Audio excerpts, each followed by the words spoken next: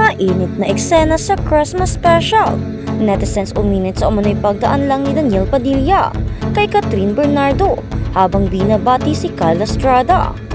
Kung bago ka lang sa channel na ito, huwag kalimutang mag-like, share, comment, and subscribe. Muling naging sentro ng atensyon ang tatlong pangalan, Daniel Padilla, Catherine Bernardo at Kyle Estrada, matapos ang isang maikling sandali sa isang Christmas special na agad nagpasiklab ng matinding usap-usapan online.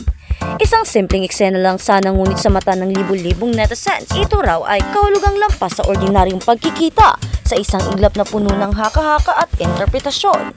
Ang social media, ayon sa mga nanonood na live o sa mga nakakuha ng video clip, nakikita raw ang bahagi kung saan nagkasalubong ni Catherine at Daniel Padilla. Ngunit, tila dumaan lang si Daniel at agad bumati o tumingin kay Kyle Estrada. Ilang segundo lamang ang eksena ngunit naging mitya ito ng diskusyon. Umikot sa social media buong gabi. Sa dami ng napanood at nagkomento, parang ang maikling sandaling iyon ay naging isang malaking pangyayari na sinuri ng bawat mata, bawat anggulo at bawat damdamin ng mga tagahanga. Mahalagang linawin na ang lahat ng ito ay base sa obserbasyon ng netizens at hindi isang opisyal na pahayag mula sa mga artista. Sa panahon ngayon kapag ang isang clip ay nag-viral, even just a few seconds long nagiging larangan ito ng samot-saring interpretasyon. Ang nakikita ng mata ay hindi lagi sapat. Minsan ang emosyon ng mga nanonood ang nagiging pundasyon ng pinaniniwalaan. Sa naging takbo ng usap-usapan lumitaw ang tatlong malalakas na reaksyon mula sa publiko. Una na riyan ang mga tagahanga ni Katniel na aminadong sensitibo ngayon sa kahit anong interaksyon ng dating magka-love team. Para sa ilan sa kanila ang eksena ay may bigat dahil dumaan lamang si Daniel at hindi man lang tumigil o bumati ng mas personal kay Catherine. Sa mata ng mga fans na matagal sumubaybay sa relasyon nila, nakakadurog daw ito ng puso. Para naman sa iba, hindi ito dapat gawing malaking issue dahil tapos na ang relasyon at may kanya-kanyang landas na silang tinatahak. Ikalawa, nariyan ang mga neutral na nanonood na nagsasabing ang nakita ay maaaring simpleng timing lamang. Malaking event ang Christmas special, maingay, maraming ilaw, maraming tao. Hindi imposible na nagmamadali lang si Daniel. May sinusundan na cue o may hinahanap sa stage. Hindi rin malayo na normal lang ang pagbati niya kay Kyla, lalo't magkatrabaho sila sa ilang proyekto. Sa ganitong pananaw, hindi raw ito dapat gawing mas malaking usapin kaysa sa tunay na nangyayari. Ikatlo, nariyan ang mga nagbibigay kulay sa interaction ni Daniel kay Kyle Estrada. May ilan sa social media ang nagtanong kung bakit tila mas naging warm, noticeable o malinaw ang atensyon na ibinigay niya kay Kyla kumpara sa mabilis na pagdaan lang kay Catherine Bernardo. Bagamat walang masamang intensyon ng iba sa mga komento, marami ang nagbigay ng sariling teorya mula sa professionalism hanggang sa simpleng pagiging magkaibigan hanggang sa mas malalim na haka-haka na wala namang kumpirmasyon. Sa ganitong kalaliman kumikilos ang social media culture ngayon. Isang eksenang wala pang 5 segundo ay pwedeng pagdiskusyonan ng buong araw, himayin ng netizens at gawing pundasyon ng iba't ibang interpretasyon. Normal na bahagi na ito ng fandom dynamics, lalo na pagdating sa mga personalidad na maraming taon nang sinusubaybayan ng publiko. Kung titignan sa mas malawak na perspektibo, ang reaksyon ng mga tao ay may ugat sa emosyonal na investment na binuo ng mga fans sa mga artista. Ang Katniel ay hindi basta love team lang. Ito ay bahagi ng maraming alaala, pelikula, teleserye at kwento ng isang buong henerasyon.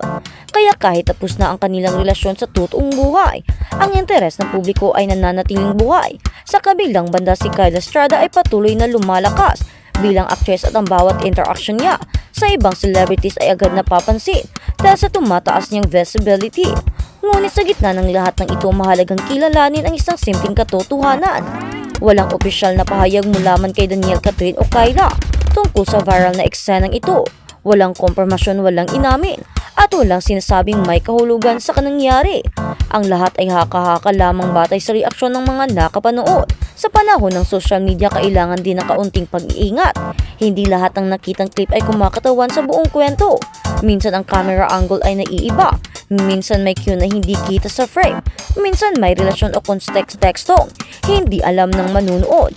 At sa entertainment industry kung saan kilos at ekspresyon ay laging nasa mata ng publiko, hindi maiiwasang ang magkaroon ng maling interpretasyon.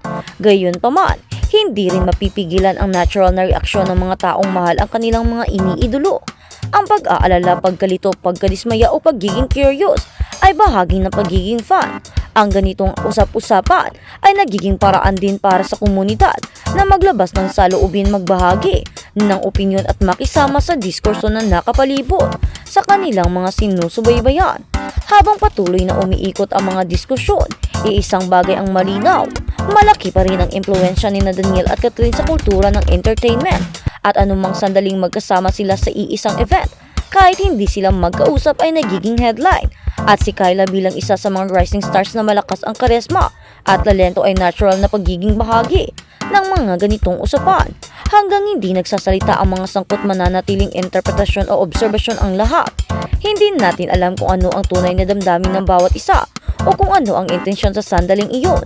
Sa dulo, ang pinakamainam ay pagmasdan ng may respeto sa artista at katotohanan na may mga bagay na hindi natin nakikita sa likod ng kamera.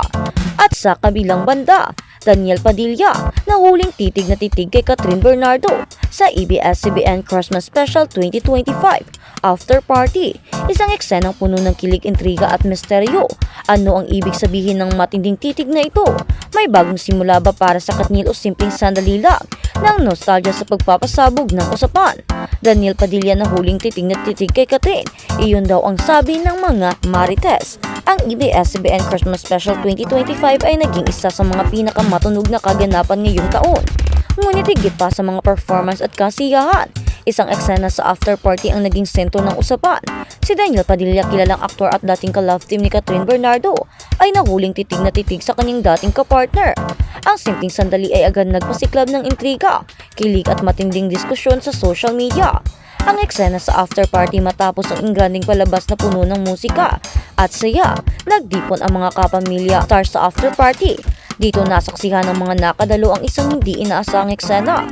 Si Daniel Padilla ay tila hindi maalis ang kanyang mga mata kay Catherine Bernardo. Ang titig na iyon ay puno ng emosyon, tila may halong nostalgia, paghanga at hindi maipaliwanag na damdamin. Reaksyon ng publiko, agad na kumalat ang mga larawan at video ng eksena sa social media.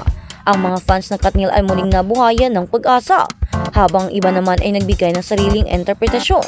Ang hashtags na hashtag Katniel After Party at hashtag Daniel Titig kay Catherine ay agad na nag-trending na nagpapakita ng matinding interes ng publiko. Marami ang nagsasabi na ang titig ni Daniel ay hindi basta tingin. Ito ay puno ng emosyon na tila nagkukwento ng hindi pa natatapos na kabanata. Ang iba naman ay naniniwalang ito ay simpleng pagkakaibigan at respeto.